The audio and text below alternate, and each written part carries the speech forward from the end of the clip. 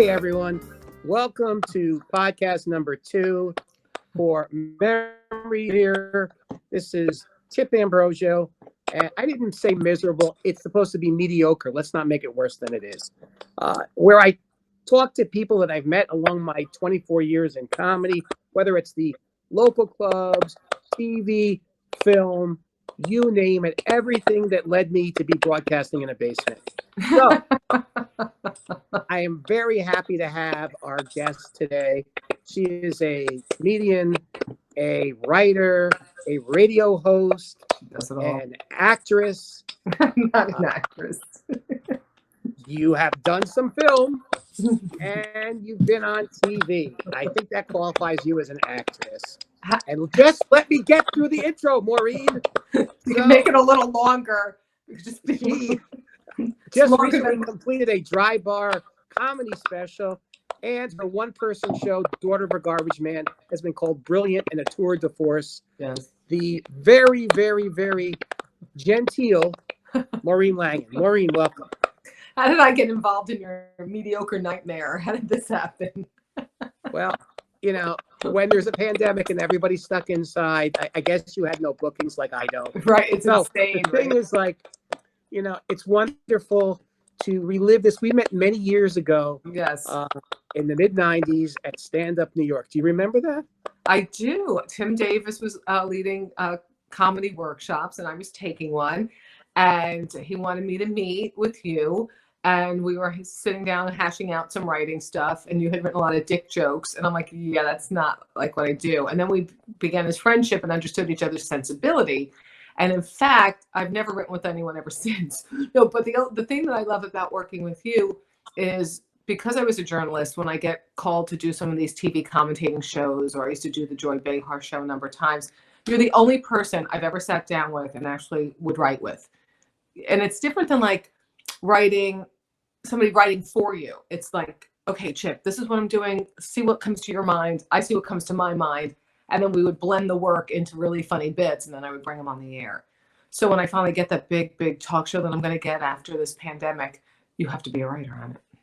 Oh, thank you so much. I'm going to take that as a contract, as a verbal contract. It is a verbal contract. If I have any power, if I'm empowered of a woman of my age to do anything in the business moving ahead, I will. If I am ever empowered, I will empower myself to hire you. Well, let's touch on that, right? Yeah. Talk about being a woman in comedy, in the world of comedy. Well, I don't know. I hate that topic because, well, I don't hate it. It's an important topic. But what happens is the minute a guy comic hears that, they go, oh, God, look at another chick talking about how hard it is to be a woman comic. It's hard for everybody. Yes. It's hard for everybody. But definitely, there is a definite stigma against women in the comedy business. Right. And my only reticence, I totally will talk about it. I'm just letting you know that the fellas watching this who are male comics are going to go, fuck you. You know, it's hard for everybody. I'm just telling you what the voices are on the outside. It is hard. It's hard for everybody. We know that. But you know yourself. You look at any comedy rundown, go on any website of any comedy club in America, and you point out how many women are on the roster. And if you do find one, she has to be very famous to headline. If she's not very famous, they will take a man of lesser talent as a headliner than a woman who's stronger. Because I have heard women aren't funny. I hate that. It doesn't even matter. That's ridiculous. I've heard, can I speak freely or is this like PG? I don't know. No, you can speak freely. I was told that gash don't sell. And I'm like, what doesn't sell? And I got, in the context, I knew what they meant. You know, I'm like, oh, no, I'm not an idiot. I know words. That's not a word I had used or heard. But in the context of the sentence, I go, oh, I think I know what they mean. And then I went up to look it up, like where it comes from. And it comes from the 1920s slang for vagina. So I'm like, that's nice. I've walked into a comedy club and had the MC go, oh, look, another C just walked in. Right in front of all the guys, called me the C word. And I mean, we didn't know each other other than peripherally and professionally. And I was like, awesome. And then he goes, hey, how do you want me to bring you up? I go, comic, comedian, just not the other C word, if you don't mind. And about a year later, I would run into him. You know, he was a nice enough guy. He just thinks that that's okay to speak that way. You know, middle-aged man, established. He wasn't being, his tone wasn't mean. He was just trying to be cool in front of all the other male comics. It's like that kind of, remember in high school, the derelict table, where you didn't want to walk past that table of guys because you knew they were going to mock the special needs kids. They were going to mock a woman. They were going to mock anybody, a girl. They were the ones that were the losers against the wall smoking pot. Those are now the ones who are succeeding. We never said anything about the special needs kid. But he said to me a year later, he goes, hey, how come you don't really talk to me much when I see you? I said, because you called me the C word. And he goes, well, I would never do that. I go, oh, well, you might find this hard to believe, but I haven't often been called that word. So I tend to remember the 2 times it's happened. So what was the slogan? Gash, don't what? Gash, sell? like, a cut, a gash. Right, gash, don't what? Sell? Sell. Like women don't sell, like tickets don't sell for women. But it's all Do you think that maybe that was just like a clever marketing strategy that the clubs were using at that time? Gash, it's on billboards everywhere. It's things like that. Well, they're bringing back that 1920s nostalgia right. into the comedy clubs, which is kind of nice. Flappers do, gash don't. I don't know. It's so insane. But I don't believe any of that, nor do you. You've worked with so many talented people. It's because what happens is like minds want to be around like minds. So when you have, pardon me, I got allergies. When you have like a late night show and it's all men, they're like, well, that's what's selling. That's what the advertisers want. Well, that's the only thing you've ever given them. How do you know? You haven't broadened the market. Right. And so that's what happens. Sorry, allergies. So you don't know. And what happens is like-minded people want to be around like-minded people. So if you have mostly men owning and running clubs, they like the guys that make them laugh, just in general. So it's the same thing like when you hire in a company. If you don't have diverse people in there, you're not getting diverse type of connections. It's no different. I mean, it really isn't. But also, too, so that people want to be around like-minded, the guys they think are cool, the guys they think are funny, because they're making the decisions. And then more so than that, you just have to have recognition. There are great, great, great comics deserving to headline, men and women. But then you have people who have no skill, but maybe they have done something outrageous, like that guy in Times Square in the underwear. The what is he? The unknown cowboy. Naked cowboy. The naked cowboy. Okay, boy. So I was going up at Caroline's one night, Chipper, and they're like, "Yeah, you're gonna go on after the underwear cowboy, the naked cowboy." He sits around. He's in Times Square with his guitar and his underwear and a cowboy hat, and I'm like, "That's awesome." The guy has no jokes. He covers his dick with a guitar. I mean, this is what I have to follow. This is what's going on out there. But because he has fame, that trumps any talent of any man, woman, comic, anybody. Right. Well, also now clubs are like, how many Twitter followers do you have? Right. Yeah. They don't look at your act. How many Twitter followers do you have? Right. Things like that. Right. And what you were talking about when we first started writing together, right? And I was writing you some dick jokes, and then we started talking back and forth, and that actually kind of helped me too, because I got to see, your point of view, the cadence of the way you delivered your material was different than mine, and it kind of like helped me start tuning into somebody else's comic voice. So tell me about your comic voice and your material, where you get your material.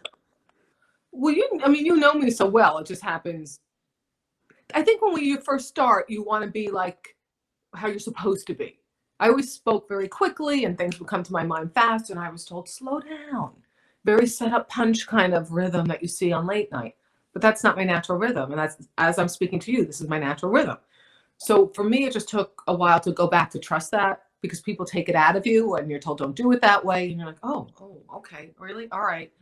So then for me now, it's just like finding the funny and then remembering it. Like my roots are coming in. And I was just thinking, I just wish my hairdresser could be across the street and chuck a can of Auburn paint on my hair. And I'm just thinking about, like, is that funny yet now? No, but I was thinking about if they could just be across the street 60 and just chuck Auburn paint, where will that go? I don't know. Or like things come out really naturally, like this technology we're all dealing with. And I'm trying to figure out the Zoom meeting. My head wants to explode. So I write on Facebook, that I want to jump off a bridge. Can anybody help me? And Facebook sends me the number to the suicide prevention hotline. It's just bam, right. So there's something funny in all the experiences of it, and then trusting getting it into your own voice. How do you do that? You just do comedy for 20 years and then see how it works out. Right. Right? Well, I think what we should do, we should use our experience with technology and come up with a pitch where we have an entire IT department just made up of comedians. Can you imagine? And this way they could just come up and they could just do the same thing that the regular IT department does. They just say, "Hey, did you reboot?" And then it's it. We would be all set. That's it. And we could be making money during this pandemic, right? I'm just selling my soul. I'm like, I'm doing my own Zoom, hanging with Langan. I'm like, anybody wants to make a donation, buy my T-shirt, don't make me hate. I mean, it's insane because we have no work on the books forever, like indefinitely. It's insane. But that's how it happens. You're like the technology's like, do you need an enabler? Do you need a stream key? I'm like, give me a Captain Crunch decoder ring. I have no idea what is going on. So I think the real frustration or real reactions to things is how I bring it into my comedy. And for me, it's what emotionally gets me going. If I emotionally have a reaction to it, or like, I like to use the anger, the frustrations of things, or how you treated in life, or not to be self-deprecating. I'll be self-deprecating, but in a sarcastic way. When people say, "Hey, Maureen, we should write together," what they really mean is, could you write for me? Right. Could you do the work for me? You've had that happen to you like 8 million times. Mm-hmm. Yeah. And the only time I've ever worked, well, people say, "Maureen, has anybody ever written for you?" And I say no, because it's my voice and my work and my words. I think you're an actress if you're taking somebody else's words and going up there and performing them. But with you, it's like a collaboration, which I like, because I've written with you, not for you. Haven't written for me. We've written together. And does that make sense? Like, well, yeah, it's almost like when you have a GPS in the car, it kind of gets you into a certain area. That's what I feel like we do together. Like, you'll send me some questions, I'll write some jokes or some bits for it. You take it, you massage it, put it into your own voice, maybe take it into a little bit different direction. So it becomes you, and we're just kind of helping each other get to the point where we tie into our own personas. Yeah, it's a collaboration, I feel. Like, it's, you throw this into the recipe, and I'm like, I'm going to take that part of it and add that. And that's why I really think, see, I joke, but I seriously mean, when I get a talk show again, and have this, like, to have that kind of that has to be. Wait, what do you mean? What do you mean again? You had one before, and I didn't hear from you. Thanks. This comes out now. But you know what I'm saying. Like, don't you think Conan, when he's working with Laurie Kilmartin and Brian Cullen, they're writing for him, but it's a collaboration. So I don't want to. I'm not. What your skill is so amazing. You're the most prolific writer ever. Like, you can get a topic and write 8,000 jokes. Like, it's amazing. Like, I was interviewing Brian Kiley recently, who's a writer for Conan, and he was talking about his process, taking a topical, and he could just write 1 million jokes on it. And that's exactly what you do.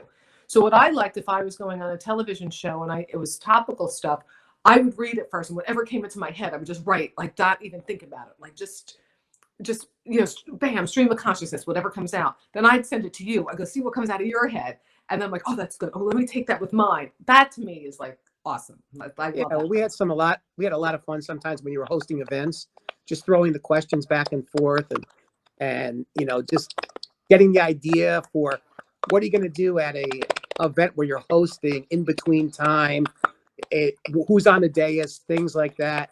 I always had fun doing that with you.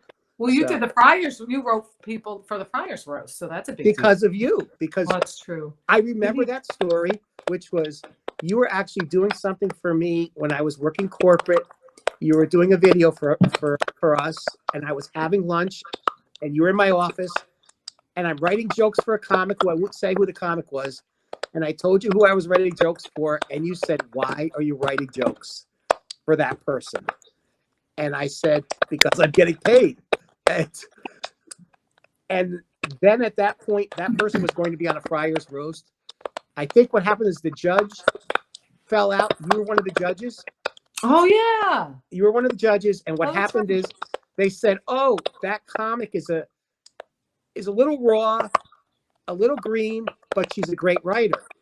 And you said she didn't write the jokes. My friend Chip wrote the jokes. Oh, did I? I'm very glad. You did. You're very very supportive of me, you know? Did I really do that? Not before the show went on when you were yelling at me about the technology, but right now at this point, you were very, very supportive Not with this shit.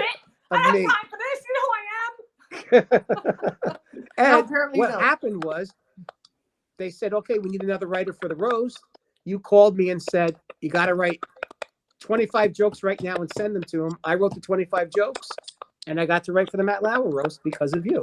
So, Oh, I'm like such a good person. and I'm paying you back now with an internet podcast. So I think we're even. I think it's very even. I think this is more than fair, me talking to your Adam's apple. Right. Okay. All right. Well, we'll work out the technology. No, but you know what? That's the thing too. Like, I think when you do comedy, there's people you meet along the way. I mean, you're my dear friend, you know that. But the creative is really cool. And some people they'll want a writer. I've been asked to write for people. I'm like, I can't because I write my own voice. You know, I mean, I can watch somebody go, oh, I would have tagged it like this, or oh, you know, but that's my voice. And I've had people that, you know, youngins who've had writers going, yeah, you know, I did the joke, but it fell flat. I'm like, somebody's writing for you. You have to make that your own. I mean, you know, I would imagine, right? I mean, you know, too, when you're performing, a comic may say, Chip, this would be a funny line to add. And sometimes you're like, yeah, not really for me. And then sometimes you're like, oh my God, it's such a good line. And you add it to your voice or to your material. But I see people expecting to become comics when other people write for them. It's different than if you're doing a roast. If I got hired to perform a roast, I would have a team of 5 writers around me, and we would pluck the 20 top jokes out of 1,000. Because you're performing together, a collaboration. But when I see comics, what do you want to do? I want to be a comic. Can anybody write for me? I'm like, yeah. That's an actress. You're taking somebody else's words and putting them on. Does that make sense? Yeah, but also it's not the material. I think when I watch you on stage, the reason why it works so well is because you're connected to it emotionally. That is who you are. Like, you can write the best jokes in the world, but if there's no emotion behind it, if it's not connected to you, then, like you're saying, you're almost just a puppet. You know, you're up there and you're just regurgitating stuff, and it just doesn't really catch fire like it should. When you see a headliner that really kills, it's because the material is so connected to who they are on stage, right, that the audience feels it. There's just an honesty and a truth that the audience can feel. Right. So let's change subjects a little bit. Yes, please. That was going so well. We've both been doing this for over 20 years, God forbid. Right. Yes. Remember when we started in the mid 90s and we had like such big dreams and stuff like that? Wow. You've given up the dream. The big dreams, and now all of a sudden it's a culmination right now today with you and I together on this podcast. But yes, if you think about it off the top of your head, your worst gig ever and your best gig ever.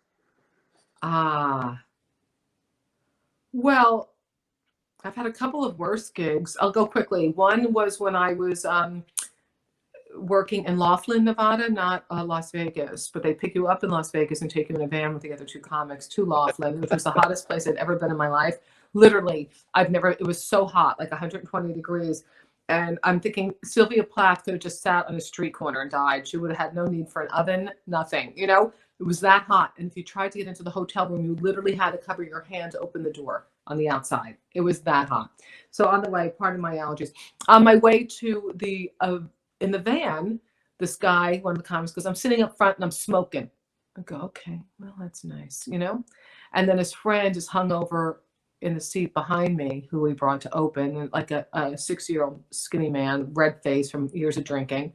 And he has to go to the bathroom, but he doesn't want to get out near a cactus. So he pees in a cup behind me. And this is what I have. I have the smell of smoke and pee on the way to the Sylvia Plath, you know, highway to Laughlin.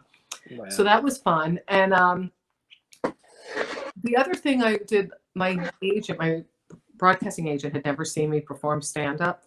And they had really pushed for me to host this Gracie Awards, which is all women supporting women in broadcasting. I'm still mortified by this event. About 1,000 women in the audience, famous people you don't know, but all women help women. I love women helping women, and then they don't help you. I hate that. Or like, we have a woman helping women event, but can you do it for free? I'm like, no, it's women helping fucking women. All right, that's where comedy comes from. All right, so anyway, that's really how it comes from, right? Like that, that wasn't funny. It was real. Now, how do you make that funny? But up there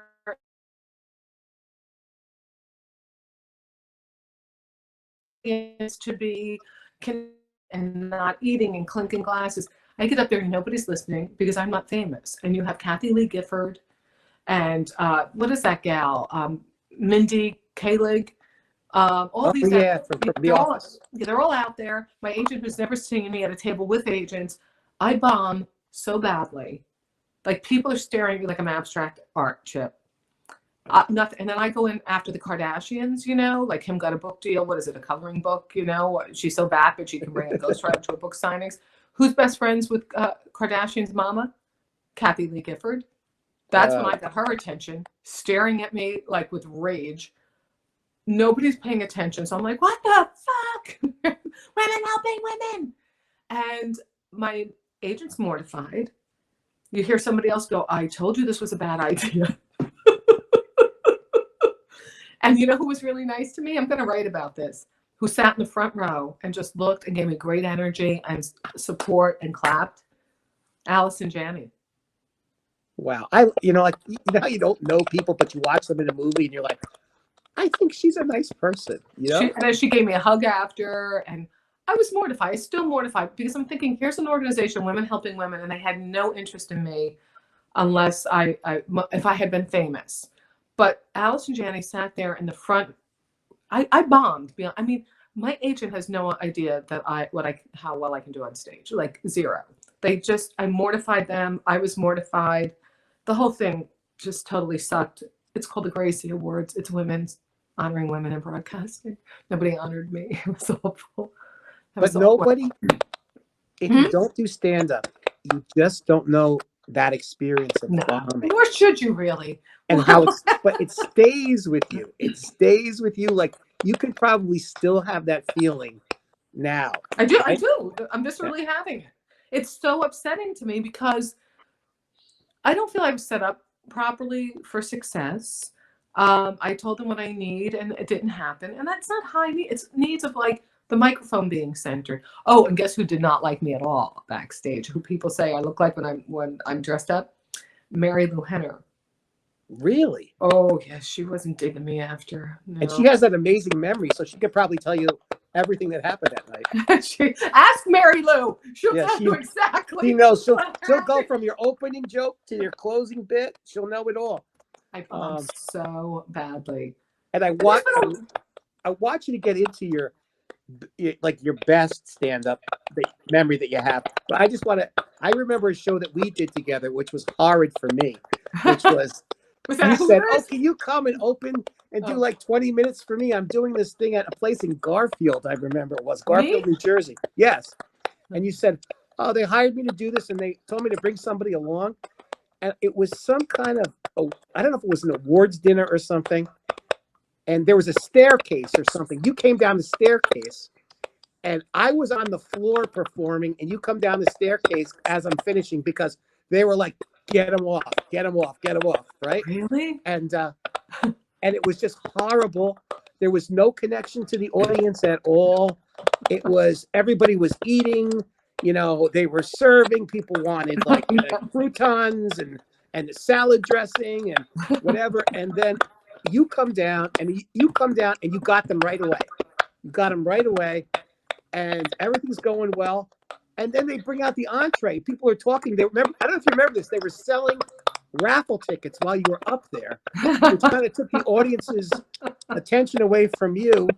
And it was like making everything so much more difficult than it had to be. And I remember you got off and went over and talked to the people. Why are you selling, raffle tickets when I'm up there and stuff like that? Really? And then on the way home, you said to me, I think I drove you to the train station because I figured it was the least that I could do for you for getting you that wonderful gig. And I said, and you said, well, you know what? Why did you get down on the floor, on the stage, instead of being up higher? And I said, well, because I felt like dirt and I wanted to be as close to it as I possibly could. And when people, I see now, when you said you're on the floor, there's a raised stage, and you went down onto the floor, like, you know, below the stage, beneath the stage. I don't remember this gig, and you know what's so unfortunate about not remembering it? It means there's been too many like it. That's the thing. It doesn't stand out. So tell me the best. The best. Well, today, I just want to say though, today you and I likely would not go on in that kind of situation. We didn't know when you're first starting. We would probably now go to the host, you know, the person running the event, and say, listen, you guys finish your dinner. It'll be a better recipe for success if we go on after your stupid smelly raffle and your tricky fucking dicky tray, you know, then we'll go on. But we would know that. Then we were kind of like, all right, what do they want us to do? All right, you know. I've had some really good, some great gigs, you know, and I think, but my favorite just emotionally is like having performed for Stilla and Mira on stage. They were seated right next to me on the stage in Nantucket. Those audiences that was really special. You know, there's a lot of good ones doing theaters, you know, having opened for Joy Behar or Stephen Wright. You were there, I think. Oh no, you were there with Dennis Miller. Dennis Miller, which was a fun night. Yeah. Yeah, he was. Yeah. He was a lot friendlier to me before the show than after. Remember that? I don't remember that, but he actually offered us a ride home. I remember. Yeah. So we'll talk anyway. So you know, big theater gigs are always great, and I did the Dry Bar special taping right before the virus hit. Oh my God! And the Dry Bar comedy, it's a half hour of clean comedy, but you can be who you are, just like we are, but you just don't curse, and you can't talk about sex, and you can't make fun of your spouse, but he's dead to me anyway, and you can't, he's alive, but he's, you know, it's over. But you can't say damn or hell. You can't. They asked me, I say that Martha Stewart, because of her, stitch and bitch societies are popping up all across America, and they said, do you think you can change bitch to snitch? I go, snitch and stitch and snitch society. I go, I don't know if I can say that. I go, right, I'm going on stage now. But they give you, anyway, that audience was fantastic. They were mostly Mormons, so I'm thinking this is going to be, you know, they're going to be judgmental and tight. The best. It was fantastic. So that comes out in the fall, which I'm excited about. But that was cool. So what about you? What was your favorite one? I guess I just opened for Gilbert Gottfried at the Pensacola Comedy Festival, which was like, you know, all the gigs that we've done, some of the ones that you've described here, when they treat you like dirt and you know, you order a soda or a club soda and they charge you $4 for the club soda. I know. Stuff like that. But and then when you go someplace and they treat you nice, like I remember when they showed me to my room and it was on the beach and it was beautiful. And I'm like, is this for me or is this for Gilbert? And then they, you know, pick up everything, pay for your meals. Then you go to the show and you have a full house, and it's that's just, perfect. you know, a dress. They go, oh, what would you like in your dressing room? And I'm like, just a chair would be fine, you know, because you never have a dressing room, right? And then you come back afterwards and there's like gifts and stuff from the show. And the people, I remember walking out after the show and walking to another show that was across the street, and people came over and they hugged you, and they across the street said, we really loved you and stuff like that. And those are the nights that make up for like the nights in Garfield. Right. That I don't remember because I've had a lot more gigs like you just had in Florida. That tends to be the world I live in now. Oh, okay. Not really. We all live, right? No, it is weird how you get treated though as a comedian. That's just how it is. I think people are surprised, like now during the virus when we're not getting paid and all our gigs are wiped out. I mean, there's nothing on the books. And I think some of my friends or followers were like, the city clubs in New York City always have. They pay a little bit more now. They used to pay $20. They pay $25 a set during the week. And on the weekends, they pay $75 or $80. And people are surprised because they see us all traveling around the country and the world. And they're like, God, you must be really raking it in. And you do when it's private events and corporate events. And they're asking you to host and use, you know, write things, of course. But when you're making the rounds at the clubs, it's bullshit money. It's a joke. I literally was audited by the IRS. And they said, well, she spent a lot of money on taxis. She could have taken buses or walked. And I'm like, the only way you could get to your set, you have a 9 o'clock, you got a 9:40 across town, 10 o'clock. is this, you're making less. It costs you more in cabs to get to your gig, but you'll miss the gig if you don't hop in a cab to get there. So I think during this virus, people are like, I had no idea this. Like you work at, any of these clubs during the week, Catch a Ride, Comic Strip, Caroline's, Broadway, any of them, but that's what you get paid. And you do it because you're working out your stuff, and you do it so that you can do the gigs that pay very well. But people will say, they're very surprised by that. And, that's just the way it is. Because they'll always say things like, oh, well, it's exposure. I know. I said, do you know how much gangrene I have from exposure at this point? Right. It's exposure. I went to college in New Hampshire. I was exposed to the cold, to all the elements. I want to be warm, safe, and have some money in my pocket now. Yeah, that's what the thing is. And you know what you'll find too? A lot of people be, well, it's a charity. And this is my response, because we care about people. We want people to do well. And I have people in my family that there's fundraisers that I want to do. I always say to people, you don't ask the caterer to cater for free. You're renting the hall. People are paying. You also have to pay for what's bringing everybody into that fundraiser. And if it's the comics, they can give you a friends and family rate, or you can do it during the week where you can get a better fee from them. But we donate so much of our time. And I had a very wealthy woman from the Hamptons say to me, I'm asking comics to do this fundraiser and they want to get paid. I'm like, yeah, they don't have a penthouse like you and a house in the Hamptons. Like, what are you talking about? It's insane. Or they don't understand. Like, they'll be like, well, you're working for only an hour. I can give you $100. That's like $200 an hour. I'm like, but you don't understand. To work for that half hour and make it work took how many years? How many years to get there? They right. don't understand that. Right. That's right. You could go to go find a dentist on their first week in dental school and have her drill your tooth, or you can go to somebody who's been skilled. I mean, who are you going to go to? Like, you can leave with a fang for $50, or you can have a pro do it for whatever the fee is. I don't know. I think comics, though, we wanted to unionize 20 years back, 15 years ago, and so many comics, I was fairly new, and I supported it because I understood how important it was to have some foundation around us to keep us from being exploited. But so many comics were like, well, if I'm in the union, the people who are more skilled than me are going to get the stage time. That's right. That's how it is anyway, generally speaking. And then you're going to come along and those people are going to be moving on and you'll have that spot. And now we see it now with this virus. There's no, unemployment insurance. There's no union. There's no anything. Luckily, they have this, this gig workers can now get unemployment, but just try to reach a person on a phone. It's a joke. Yes, you can get paid. No, you can't. Yes, you can. No, you can't. Yes, you can. No, you can't. You can't, Yeah, it's just a whole really weird world for comedy now, because it's like you have people doing a lot of stuff online, like we're doing right now, actually doing their acts online. But with a comic, you need a response. So it's like you're delivering material into the Ethernet, and it's awkward. It's very awkward. And it's kind of like, I think comics performing on the internet are getting the same response that we are getting from our government right now, because that's just the way. Nothing. So let me ask you about. I had to tell you one thing. My favorite gig ever, hands down, just thought of it, because I was thinking, why do we keep doing it when we're treated this way? But it really is the people you meet and the connection and the gigs, and performing in South Africa at the Johannesburg Comedy Festival. Hands down, the best gig I've ever done in my life. People, black, brown, white, all coming together in an area that once was the hub of apartheid.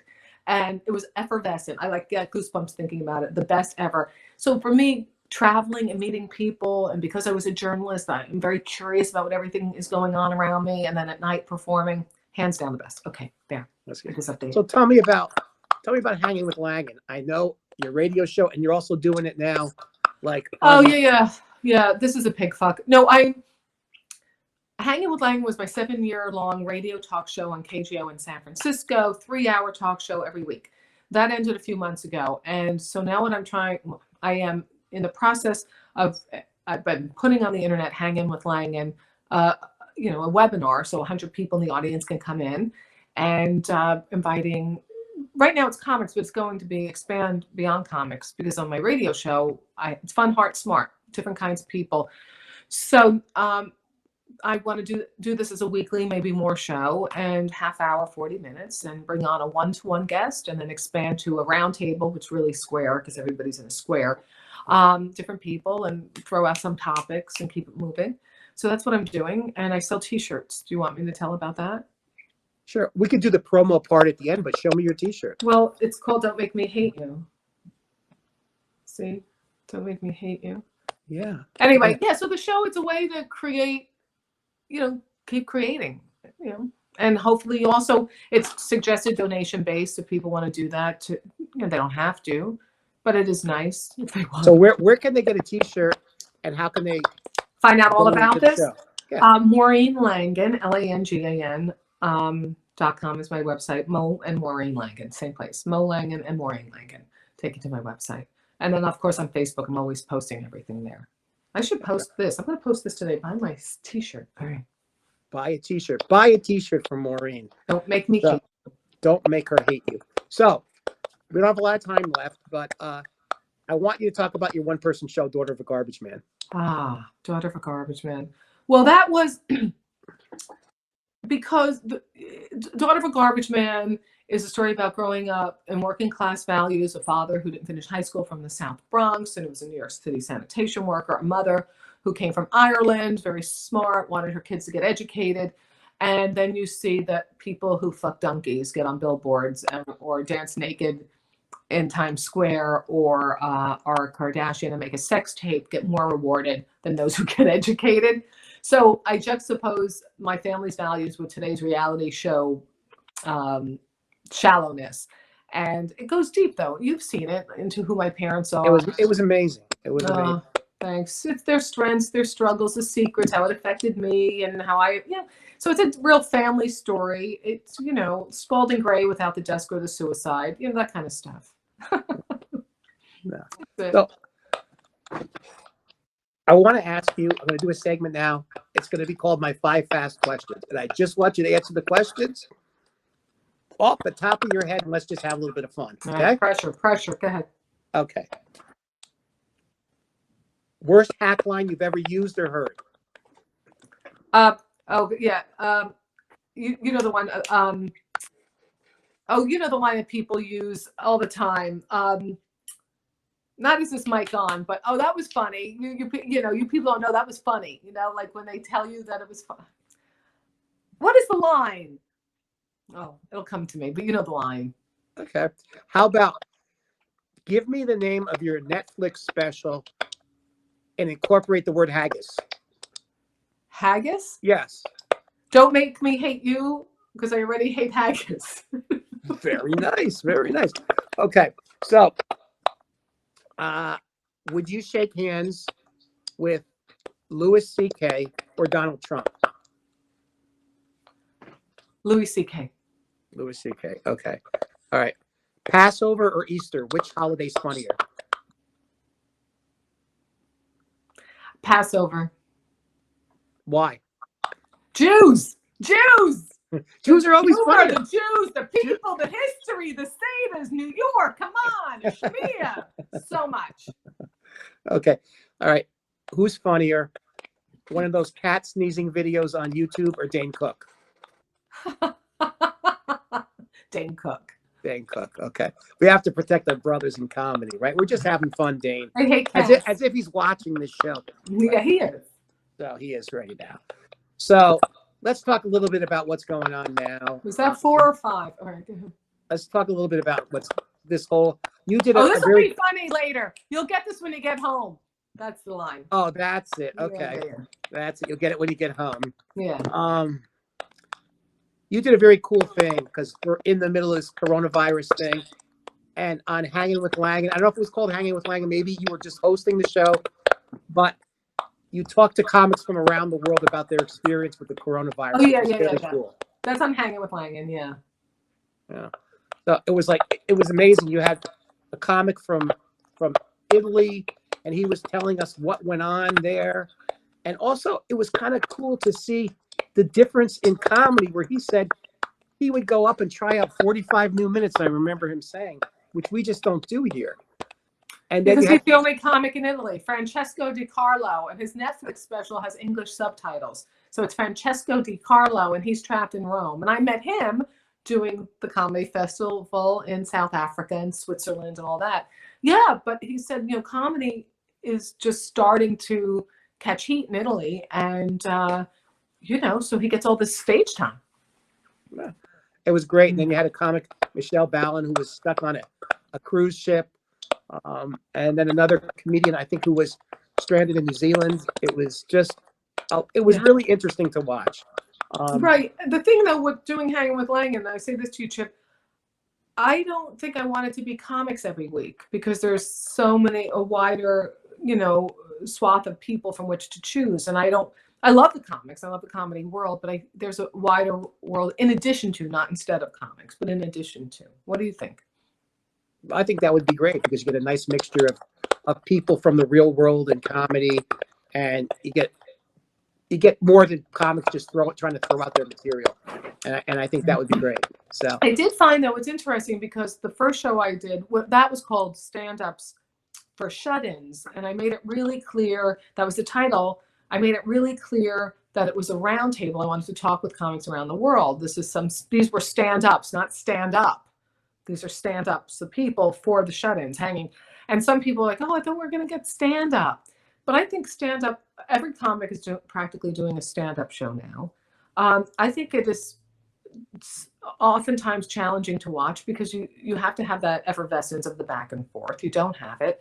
And, I was a talk show host for a year, so I want to bring those elements in. And when I have the comics on, we want to have fun, but I don't want them to be schmaltzy, and I want it to be real. So. No, it was great. So this is the last question I always ask all of my guests on the show. Since I'm only bringing on people that I've known for a number of years. Yeah. The show is called Memories of My Mediocre Career. So my question is, where did I go wrong? Help me. Where did I go? You didn't go wrong. You're extremely talented. The only thing that makes me mad at you is when you call yourself mediocre, and when you are so self-effacing, because you're one of the most talented people I know. So shut the fuck up. Wow. So it worked out just as I planned. Thank you very much, Maureen. So tell us, I know this is weird now in what's going on. Tell us what's coming up, or where they can get in touch with you. Where they I'm can see your stuff. available. I'm available every day forever. I'm yours. MaureenLangan.com, LANGAN.com, or MoLangan.com. And I want, so you know what I'm always writing, and I'm doing my Hanging with Langan you'll see all the details on my homepage.